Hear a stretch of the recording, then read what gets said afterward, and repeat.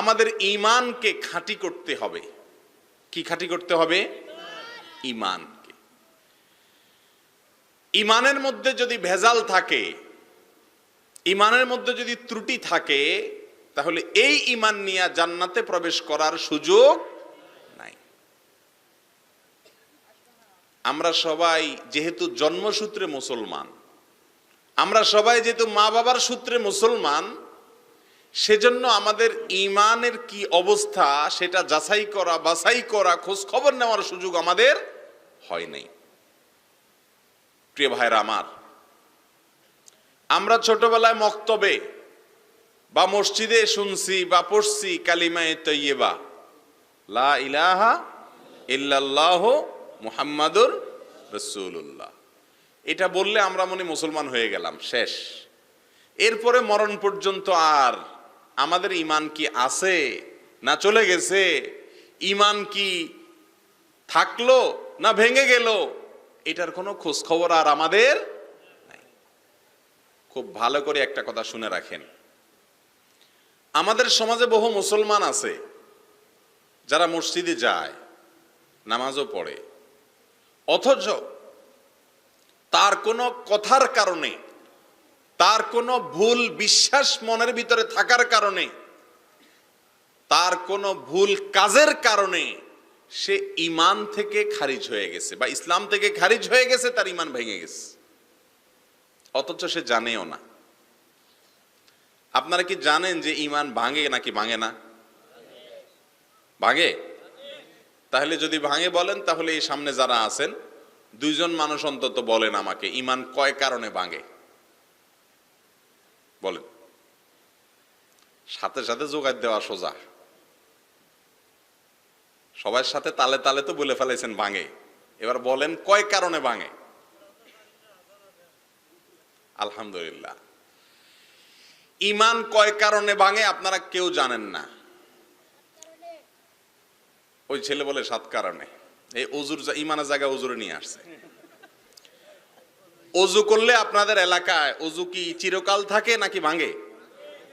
ভাঙলে আপনারা কি করেন? আবার অজু করেন, ঠিক না? ঠিক। গোসল যদি করেন একবার, চিরকাল গোসল থাকে নাকি আবার ভাঙে? গোসল ফরজ হয় না, তখন মানুষ আবার গোসল করে না। রোজা রাখলে, রোজা রেখে যদি কিছু খাইয়া ফেলে, রোজা ভাঙে না। নামাজ পড়ে দাঁড়াইয়া যদি কথাবার্তা শুরু করে, হাঁটাবাটা শুরু করে, তাহলে নামাজ ভেঙে যায় না? নামাজ ভাঙার কারণ আপনারা জানেন, অজু ভাঙার কারণ আপনারা জানেন, রোজা ভঙ্গের কারণে আপনারা জানেন, যার কারণে ভেঙে গেলে আবার জোড়া দেন, তাই না? ঈমান ভাঙার কারণ আপনারা জানেন না। যদি না জানেন, তাহলে ঈমান আপনার কখন ভাঙলো কখন ভাঙলো না আপনি টের পাবেন? কথা বুঝেন না আমার? আপনি যদি না জানেন ঈমান কি কি কাজ করলে ঈমান ভাঙে যায়, কি কি কথা বললে ঈমান নষ্ট হয়ে যায়, ঈমান চলে যায়, আপনি যদি এটা না জানেন, তাহলে আপনার ঈমান আছে না নাই আপনি নিজেও কি বলতে পারবেন? কোন কথায় কোন কাজে ঈমান গেছে আপনার হয়তো খবরও নেই, ঠিক না বে ঠিক? তাহলে ঈমান ভাঙার কারণ জানতে হবে কি হবে না? কিন্তু আপনারা তো সেগুলো জানতে চান না। আপনারা চান হুজুর লাইলি মজনুর কিচ্ছা শোনায় দেখ। সুদ দিয়া লাইলি মজনুর কিচ্ছা শুনে দিলে আপনারা খুশি, ঠিক না বে ঠিক? প্রিয় ভাইরা আমার, ছোটবেলায় ঈমান আনছেন, এই ঈমান মরণ পর্যন্ত থাকবে নাকি আমাদের কথা কাজের কারণে ভাঙতে পারে? যদি ভাঙতে পারে তাহলে ঈমান ভাঙার কারণ জানতে হবে না? আজকে আমি সেটার দিকে বললে তো মূল আলোচনা করতে পারবো না। ঈমান ভাঙার অনেকগুলো কারণ আছে। অনেক উলামায়ে কেরাম গবেষণা করে বলেছেন 10টা কারণ আছে। এই 10টা কারণের ভিতরে সবচেয়ে বড় কারণ হলো আল্লাহর সঙ্গে শিরিক করা। আল্লাহর সঙ্গে কি করা? শিরিক করা। আমাদের আল্লাহ যিনি আমাদেরকে সৃষ্টি করেছেন, আল্লাহর জমিনে যত রকমের পাপ আছে, যত রকমের গুনাহ আছে, যত রকমের অপরাধ আছে, এর মধ্যে সবচেয়ে তার কাছে বড় পাপ, সবচেয়ে বড় অপরাধ, সবচেয়ে বড় গুনাহ হলো আল্লাহর সঙ্গে শিরিক করা। আল্লাহর সঙ্গে কি করা?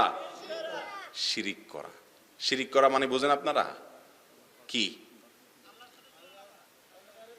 শিরিক করা মানে হলো আল্লাহর পার্টনার সাব্যস্ত করা। আমরা শেয়ারে ব্যবসা করি না? শেয়ারে দুইজন মিলে করলে বলে দুইজনে শেয়ারে ব্যবসা করে, তাই না? আল্লাহর সঙ্গে কোনো শেয়ার বানানো, আল্লাহর সঙ্গে কোনো পার্টনার সাব্যস্ত করা, আল্লাহর সমতুল্য কাউকে বানানো, আল্লাহর জায়গায় কাউকে স্থান দেওয়া, এটাকে বলে কি? শিরিক করা। এই শিরিক যদি কেউ করে, আল্লাহ তাআলা কোরআনে ঘোষণা দিয়েছেন, ইন্নাশ শিরকা লাযুলমুন আযীম, নিশ্চয় শিরক মহা অপরাধ। শিরকের চাইতে বড় কোনো অপরাধ আর নাই। আল্লাহ বলেছেন, ইন্নাল্লাহা লা ইয়াগফিরু আন ইউশরাকা বিহি ওয়া ইয়াগফিরু মা দুনা যালিকা লিমান ইয়াশা। আল্লাহর সঙ্গে যদি কেউ শিরিক করে, এই অপরাধ আল্লাহ তাআলা কখনো মাফ করবেন না। শিরিক ছাড়া অন্য যে কোনো অপরাধ মানুষ করলে আল্লাহ তাআলা চাইলে মাফ করতেও পারেন। যদি দুনিয়া থেকে কেউ তওবা ছাড়া দুনিয়া থেকে চলে যায় আর সে শিরিক করত, তাহলে এই অবস্থা সে যত নামাজ কালাম পড়ুক, যত রোজা রাখুক, যত হজ করুক, যত ইবাদত বন্দেগী করুক, এগুলার কোনোটা কোনো কাজে আসবে না। সোজা জাহান্নামে যাবে আর চিরকাল জাহান্নামে থাকবে। প্রিয় ভাইরা আমার, একজন মুসলমানের কাছে সবচেয়ে বড় আতঙ্কের নাম হলো শিরিক। আজ করোনা ভাইরাসের ভয়ে সারা পৃথিবীর মানুষ যেরকম আতঙ্কিত, একজন মুসলমান এরকম আতঙ্কে থাকবে শিরিকের ভয়ে। কিসের ভয়ে? শিরিকের ভয়। আমাদের মালিক এবং আমাদের সৃষ্টিকর্তা আল্লাহ সুবহানাহু ওয়া তাআলা এক না দুই, এক না একাধিক, এক। আল্লাহ কোরআনে বলেছেন, কুল হুয়াল্লাহু আহাদ, বলুন আল্লাহ। আল্লাহ সুবহানাহু ওয়া তাআলা যদি একক হন, অদ্বিতীয় হন, তাহলে আমাদের রবকে আল্লাহ। আমরা কোরআনে কারীমে সূরা ফাতিহার প্রথম আয়াতটা সবাই জানি, প্রত্যেক সালাতে প্রতি রাকাতে আমরা পড়ি, আলহামদুলিল্লাহি রাব্বিল আলামিন, মানে প্রশংসা আল্লাহর, যিনি সকল জগৎ সমূহের পালনকর্তা। তাহলে আমাদের সবার পালনকর্তা কে? আল্লাহ। এখন যদি আপনি মনে করেন আপনার পালনকর্তা শুধু আল্লাহ না, আরো কেউ আছে, ঈমান থাকবে? আমাদের সমাজে অনেক মানুষ দেখবেন বলে, কোন দরকারি কাজ, কঠিন কাজ, এটা যাতে সহজ হয়ে যায় এজন্য বলে, আরে আল্লাহও লাগে, বলে না? আল্লাহও লাগে, ইল্লাহও লাগে। আপনাদের এলাকা বলে এগুলা? এটার মানে কি বলেন?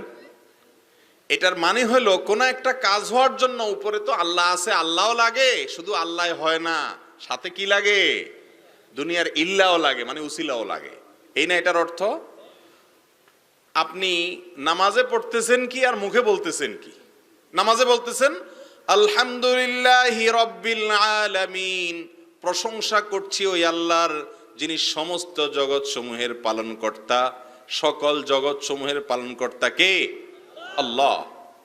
তো আল্লাহকে সব জগতের পালনকর্তা বলছেন, তিনিই লালন পালন করেন একমাত্র। আবার মুখে বলতেছেন আল্লাহও লাগে, আল্লাহ একলা লালন পালনকারী না, আমার লালন পালন করতে হলে, আমার কাজ হইতে হলে আল্লাহও লাগে, ইল্লাহও লাগে। এটা কি মুসলমানের কথা? কিন্তু আমরা বলি না এগুলা অহরহ। কথা কি বুঝতেছেন আপনারা? এই কথাগুলো আমাদের ঈমানের জন্য ক্ষতিকর। এই কথাগুলো আমাদের ঈমানের জন্য কি?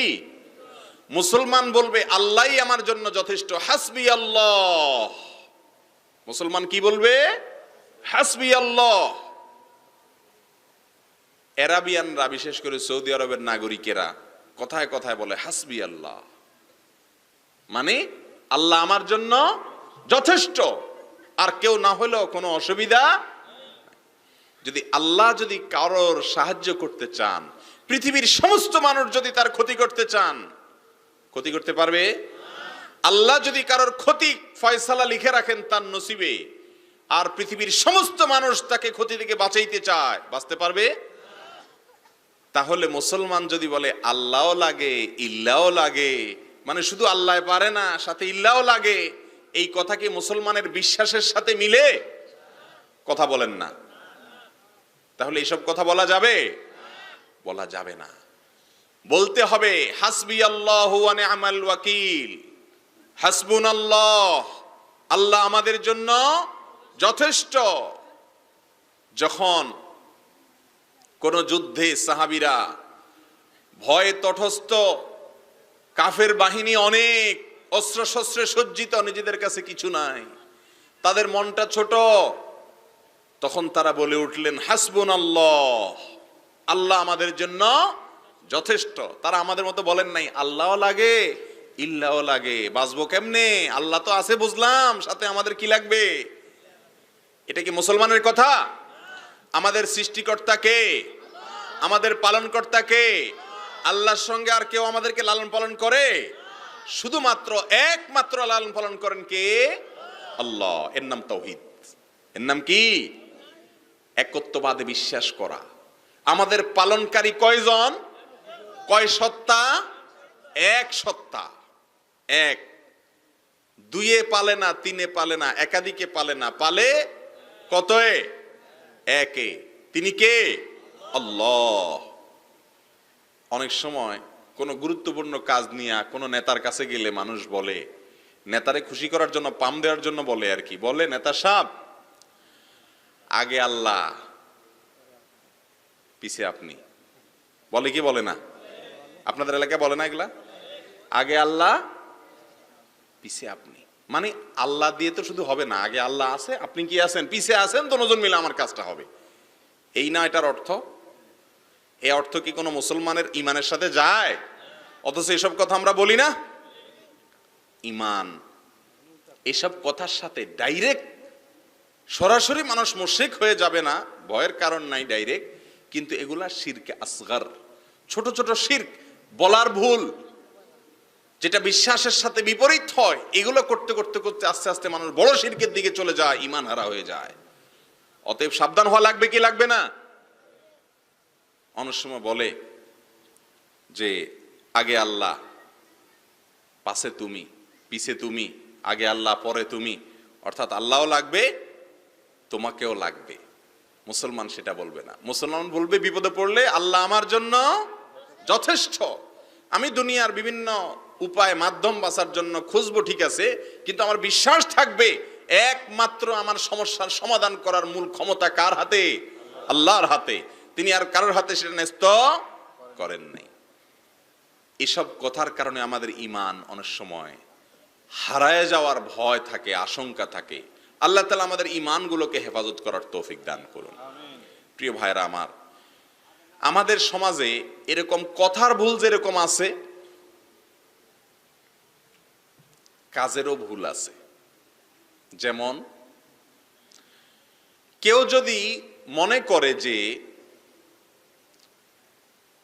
আমার যখন কোনো বিপদ আপদ হয়েছে, এই বিপদ আপদ থেকে বাঁচানোর জন্য আমি কোনো পীর সাহেবের কাছে গেলাম, জীবিত বা মৃত, উনি আমার বিপদ থেকে উদ্ধার করে দিবে। তাহলে আমার বিপদ থেকে উদ্ধার করার একমাত্র মালিক শুধু আল্লাহ, এটা হইলো আর থাকলো? আল্লাহর সঙ্গে একটু শেয়ার হয়ে গেল না? কথা বুঝেন নাই? আল্লাহর সঙ্গে একটু শেয়ার হয়ে গেল না? এটা কি ঈমানের সঙ্গে যাবে? যাবে না। খেতে খামারে ফসল না হলে অনেক সময় বলে যে অমুকের থেকে পানি পড়া নিয়ে আসো, পানি পড়া ছিটায় দাও অথবা তাবিজ লটকায় দাও, তাহলে কি হবে? খেতে খামারে ফসল হবে। আবার ফসল হলে ওখান থেকে ভাগ দিয়ে আসে পীর সাহেবরে, বলে এটা পীরের হক, পীরের ভাগ। কেন? কারণ ওনার দোয়ায়, ওনার পানি পড়ায়, ওনার তাবিজে কি হয়েছে? ফসল হয়েছে। মুসলমান এগুলো বিশ্বাস করবে? দেওয়ার মালিক কে? আল্লাহ। আমরা কোরআনে কারীমের একটা আয়াত প্রত্যেক নামাজে প্রতি রাকাতে পড়ি, ইয়্যাকা না'বুদু ওয়া ইয়্যাকা নাস্তাঈন। আল্লাহ, শুধু তোমারই ইবাদত করি। ইবাদত করি শুধু কার? ইয়্যাকা না'বুদু, যার অর্থ হলো আল্লাহ শুধু তোমারই ইবাদত করি, ইবাদত আর কারোর করি না। ওয়া ইয়্যাকা নাস্তাঈন, আর সাহায্য শুধু তোমারই চাই। সাহায্য কার কাছে চাই? শুধু আল্লাহর কাছে, আর কার কাছে সাহায্য চাই না। এটা হলো মুখে আমরা বলতেছি, কাজে কি করি? যদি ওই যে ইল্লার কাছে দৌড়াই, কাজে হলো ইল্লার কাছে দৌড়াই। আপনারা বলতে পারেন তাহলে কি আপনি বলতেছেন হাত পা ভাঙে বসে থাকবো? না, আপনি উপায় উপার্জনের জন্য দৌড়ান, কিন্তু আপনার বিশ্বাস থাকবে শুধুমাত্র করার ক্ষমতা একমাত্র কার হাতে? আল্লাহর হাতে, আর কারোর হাতে নাই। আমাদের দেশে অনেকের ব্যবসা বাণিজ্যের উন্নতি না হলে অনেক মাজারে চলে যায়, আছে না নেই? মাজারে যায়া দান খয়রাত করে, মাজারে যায়া দোয়া করে, করলে ব্যবসার উন্নতি হবে, এরকম বিশ্বাস আছে না নাই? আবার বলে খাজারে তোর দরবার হতে কেউ ফিরে না খালি হাতে। তার মানে খাজা কিছু না কিছু দেয় মানুষকে। খাজার দেওয়ার ক্ষমতা আছে? খাজাকে আমাদের আল্লাহ, তাহলে আমাদের দেওয়ার মাতলিক একমাত্র কে? তাহলে যদি বলি খাজারে তোর দরবার হতে কেউ ফিরে না খালি হাতে, তার মানে খাজার দরবার থেকে কিছু কিছু পাওয়া যায়, তাহলে এটা আল্লাহর সঙ্গে শিরিক হলো না? আর শিরিক করলে ঈমান থাকে? অনেক ভাই বোনেরা আমাদের না বুঝে সন্তান হয় না, ওই খাজার দরবারে চলে যায়। সন্তান দেওয়ার মালিক কে? আল্লাহ কোরআনে স্পষ্ট বলেছেন, ইয়াহাবু লিমান ইয়াশাউ ইনাসা ওয়া ইয়াহাবু লিমান ইয়াশাউ যুকুরা। আল্লাহ যাকে ইচ্ছা তাকে মেয়ে সন্তান দেন, যাকে ইচ্ছা তাকে ছেলে সন্তান দেন। আবার কাউকে ছেলে মেয়ে দুইটাই দেন, আবার কাউকে কিছুই দেন না। এটার মালিক কে? আল্লাহ। এখন আপনার শুধু ছেলে হয়, মেয়ে হয় না, মেয়ে হয় ছেলে হয় না, অথবা কিছুই হয় না, আপনি চলে যাচ্ছেন কোথায়? মাজারে। ওই মাজারওয়ালার দেওয়ার ক্ষমতা আছে? যদি মাজারওয়ালার কাছে চান তাহলে এটা আল্লাহর সঙ্গে শিরিক করা হয়ে গেল। আল্লাহর কাছেও চান, মাজারওয়ালার কাছেও চান, শিরিক হলো না? এই শিরিক করলে ঈমান থাকবে? থাকবে না। এটা হলো বড় শিরিক। আরেকটা ছোট শিরিক আছে, আমরা অনেক সময় কসম করি। আল্লাহর কসমের পাশাপাশি আরো বিভিন্ন জিনিসের নামে কসম করি না আমরা? যেমন তোমার কসম, জামাই বউরে বলে তোমার কসম, ছেলে মাকে বলে মায়ের কসম, বাপের কসম, ছেলের মাথায় ছুঁয়া বলে এর মাথা ছুঁয়া কইলাম, মাটি ছুঁয়া কইলাম, গাড়ির ড্রাইভারে হুইল ছুঁয়া কয় হুইল ছুঁয়া কইলাম, আছে না নাই? দোকানদারে ক্যাশ ছুঁয়া কয় ক্যাশ ছুঁয়া কইলাম, আছে না নাই? আরো কত কিছু ছুঁয়া আল্লাহ জানে। কসম হবে কার নামে? আমাদের নবীজি বলেছেন, মান আরাদা আন ইয়াহলিফা ফালইয়াহলিফ বিল্লাহি আও লিয়াসমুত। কারোর যদি কসম করার দরকার হয় সে শুধু আল্লাহর নামে কসম করবে, আর নাহলে চুপ থাকবে। অন্য কারোর নামে শপথ করা জায়েজ, অন্য কারোর নামে শপথ করলে সেটা ছোট শিরক হবে। আল্লাহ আমাদেরকে বাঁচার তৌফিক দান করুন। প্রিয় ভাইরা আমার, অনুরূপভাবে আমাদের কাজের মাধ্যমে আমরা যে শিরিক করি তার ভিতরে একটা হলো, আমাদের অনেক ভাই বোনদেরকে দেখবেন অনেক মাজারে গিয়ে সিজদা করে, আছে না নাই? অনেক মাজারে সিজদা করার লোক আছে না এখনো? সিজদা এটা কি ইবাদত নাকি ইবাদত না? কথা বলেন, সিজদা করা এটা কি ইবাদত নাকি ইবাদত না? ইবাদত। ইবাদত শুধু কার জন্য হবে? আল্লাহর জন্য। আমাদের সৃষ্টি করছে কে? আল্লাহ। সাথে কি ওই পীর সাহেব মিলে সৃষ্টি করছে? তাহলে পীর সাহেবের সিজদা করা জায়েজ হবে? যিনি সৃষ্টি করছেন সিজদার একমাত্র মালিক তিনি। যিনি সৃষ্টি করছেন সিজদার একমাত্র মালিক তিনি। অতএব অন্য কাউকে সিজদা করা যাবে? যাবে না। প্রিয় ভাইরা আমার, এমনি ভাবে আলা লাহুল খালক ওয়াল আমর, আল্লাহ বলেছেন নির্দেশের মালিক কে? আল্লাহ। আমাদেরকে যিনি সৃষ্টি করছেন গোলামি করার কথা কার? আল্লাহ। কিন্তু আমরা শুধু আল্লাহর গোলামি করি। বউয়ে যদি কিছু বলে তো হালাল আর হারাম দেখা দেখি নেই, আল্লাহ খুশি হলো না বেজার হলো দেখা দেখি নাই, কোরআনে অনুমতি আছে কি নাই দেখা দেখি নাই, বউর কথা শুনতে হবে। তাহলে আমি আল্লাহর নির্দেশ অনুযায়ী চললাম, গোলামি কি আল্লাহর করলাম না বউয়ের করলাম? আবার অনেক সময় এটাও এক প্রকারের শিরক, এটাও এক প্রকারের শিরক, আল্লাহর জায়গায় অন্য কাউকে বসানো। সকল নির্দেশ মানার কথা কার? আল্লাহর। এখন আমরা দেখা যায় দুনিয়ার জন্য যা ইচ্ছা তা করতেছি, আছে না নাই আমাদের মধ্যে এরকম লোক? যা খুশি তা করতেছি, শুধু দরকার পয়সা, শুধু দরকার কি? আর নেতাদের দরকার পদ। গরিবের দরকার পয়সা, নেতার দরকার পদ। এটার জন্য যত রকমের কুকর্ম আছে সব করতে রাজি আছি, তারপরও পয়সা চাই। ঠিক না বে ঠিক? তাহলে নির্দেশ মানার কথা, গোলামি করার কথা আল্লাহর, অথচ আমি গোলামি করতেছি আমার মনের প্রবৃত্তি। ঠিক না বে ঠিক? আল্লাহ তাআলা এটাকেও শিরক হিসাবে আখ্যায়িত করেছেন। কোরআনে কারিমে আল্লাহ বলেছেন, আফরাআইতা মান ইত্তাখাযা ইলাহাহু হাওয়া, কিছু মানুষ আছে তার মনের চাহিদাকে রব বানায় নিছে, মন যেদিক বলে সেদিক দৌড়ায়, আল্লাহর হুকুম আছে না নাই খেয়াল করার কোনো নামগন্ধ নাই। অতএব ঈমান ঠিক করতে হবে কি হবে না? এই সমস্ত কাজের মাধ্যমে ঈমান আস্তে আস্তে কোনোটার কারণে ঈমান চলে যায়, কোনোর কারণে আমাদের ঈমান দুর্বল হয়ে যায়, কোনোটা ছোট শিরিক, কোনোটা বড় শিরিক, এরকম সব রকমের শিরিক থেকে বেঁচে থাকতে হবে। আল্লাহ আমাদের সবাইকে তৌফিক দান করুন। আমাদের সমস্ত কিছুর পালন করার একমাত্র ক্ষমতা কার? কোনো কিছুর দরকার হলে চাইবো কার কাছে? নাকি মাজারে যাই দোয়া করব? নাকি পীর সাহেবের কাছে যাব? নাকি পীর সাহেবের কাছে দাবি করব? দাবি কার কাছে করব? আল্লাহর কাছে। আল্লাহ বলেছেন, ওয়াকালা রাব্বুকুম উদউনি আস্তাজিব লাকুম, ও মানুষেরা তোমাদের রবে বলে দিয়েছেন, উদউনি আমার কাছে দোয়া করো, আমি দোয়া কবুল করব। আল্লাহ নিজে ওয়াদা করেছেন। তাহলে আল্লাহর কাছে দোয়া করবেন তো ইনশাআল্লাহ? কোনো কিছুর দরকার হলে কার কাছে চাইবেন? আল্লাহর কাছে। অন্য কারোর কাছে চাইবেন?